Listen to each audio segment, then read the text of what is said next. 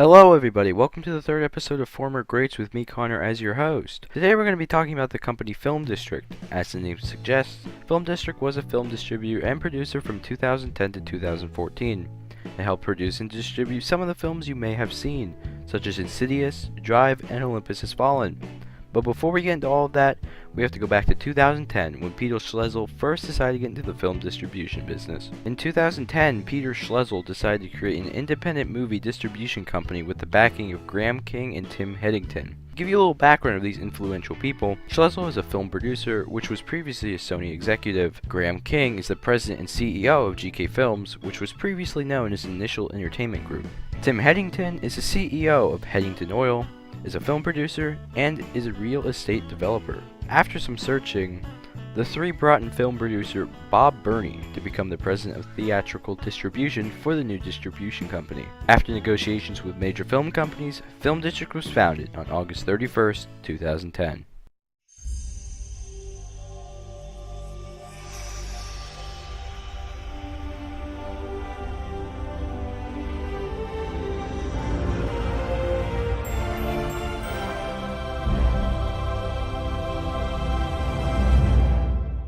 FilmDistrict's major focus was film acquisition and distribution, mostly in the United States. To quote directly from their website, FilmDistrict is a leading independent distribution, acquisition, co-production, and feature film financing entity designed to bring commercially viable films to targeted audiences across the United States. Now, you may be wondering what film distribution actually is.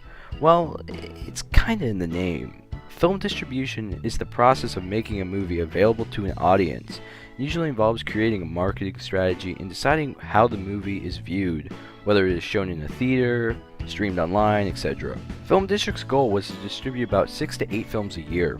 Their first movie debut was on September 14, 2010 with James Wan's Insidious. This movie was a box office hit, grossing a little over $97 million in domestic and foreign markets. What made this success so great was that the production budget for the film was only $1.5 million, and this was only FilmDistrict's first film. After this success, FilmDistrict and Netflix signed a pay TV deal in December of 2010. This deal meant that Netflix subscribers were now able to watch FilmDistrict's current and future films on the Netflix platform. In 2011, FilmDistrict distributed 5 more films. These included Soul Surfer, Don't Be Afraid of the Dark, Drive, The Rum Diary, and In the Land of Blood and Honey. Most of these films made a solid profit for FilmDistrict besides The Rum Diary, which had a disappointing total gross of about $24 million out of a production value of $45 million.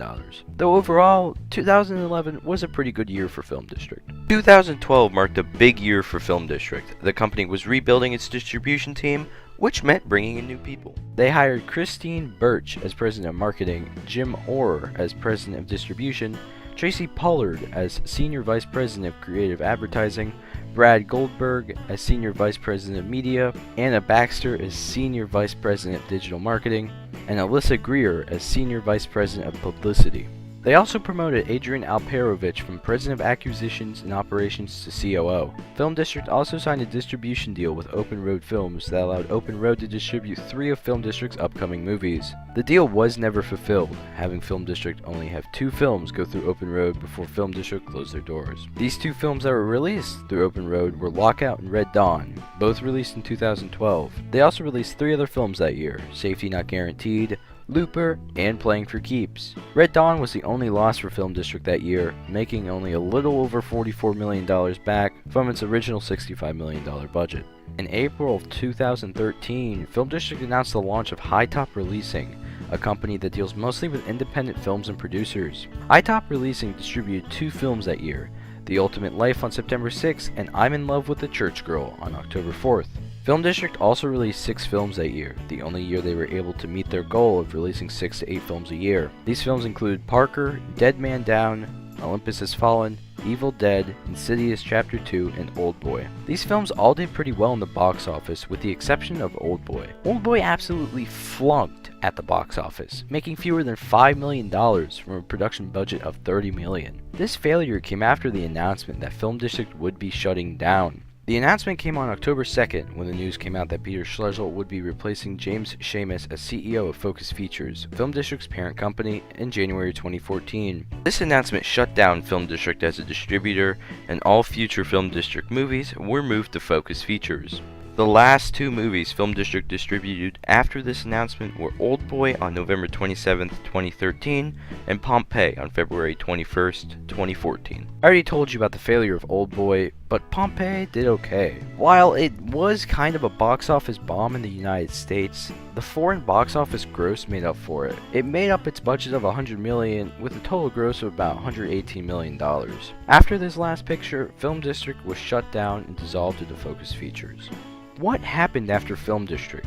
Well, Focus Features took over FilmDistrict's operations and ended up releasing FilmDistrict's planned future films, the first one being That Awkward Moment. FilmDistrict's employees were also brought over to Focus Features. Focus Features apparently kept High Top Releasing alive, and it went on to release films you may know today, such as The Green Inferno, The Belko Experiment, and The Take. It also has a few films planned for release that do not have a release date yet. Bob Burney moved on to Amazon Studios, and at the time of this video is the head of movie marketing and distribution for them. Peter Schlegel left Focus Features in 2016 after the merger with Focus Features and Universal Pictures International. At the time of the release of this video, he has no upcoming projects.